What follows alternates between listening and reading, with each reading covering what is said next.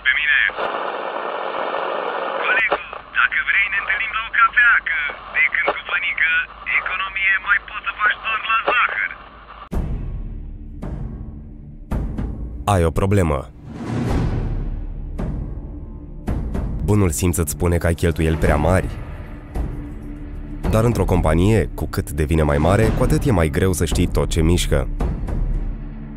Ți-ar trebui un om care să n-aibă prieteni, obligații, un om care să poată să fie peste tot, să nu doarmă și să nu-i scape nimic din vedere. Un asemenea om nu există. Iată de ce IT Greenlight a creat Fănică, soluția de monitorizare a consumului intern de carburant. El calculează totul la zecimale, ca să nu vă dea dumneavoastră cu virgulă.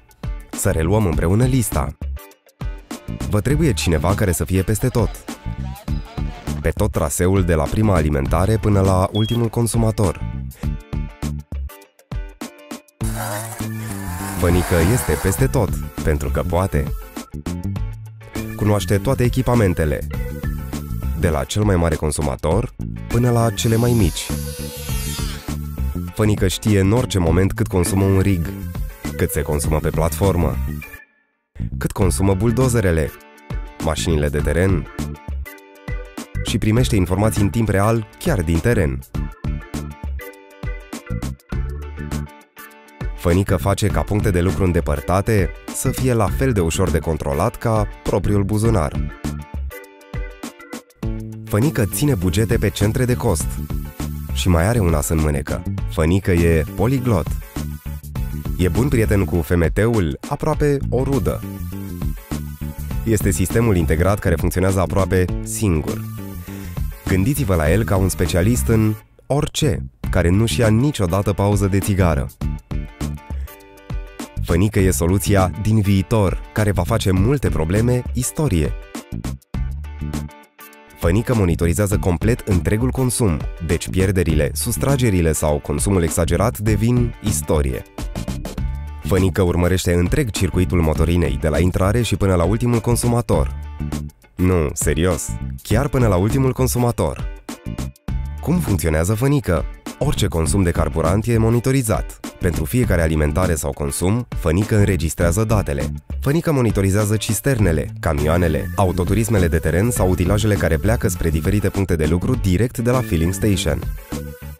Pentru toate vehiculele care alimentează din filling station, Fănică știe să comunice și prin card. Imediat ce combustibilul ajunge în Homebase, Fănică preia controlul. Monitorizează toate utilajele și autovehiculele. Practic, Homebase-ul este considerat un punct de plecare pentru cisternele mai mici care alimentează generatoare, riguri, utilaje sau mici consumatori. Sau pentru alți consumatori de tip auto de teren, camion sau utilaj. Pentru vehiculele și utilajele care se alimentează din Homebase, Fănică comunică prin propria infrastructură de carduri de carburant. Pentru toate operațiunile cu carburant, alimentări și consum, Fănică pune la dispoziție rapoarte. Fănică este o soluție inteligentă și robustă a consumului intern de carburant. Fănică a prins viață, ca să ne facă nouă tuturor viața mai ușoară. Estimările de buget sunt acum extrem de precise. Fănică raportând direct către Top Management, Asset Management, Business Unit Management, Cost Center Responsibles, FMT.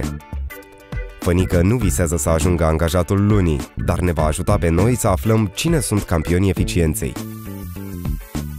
Poate chiar tu.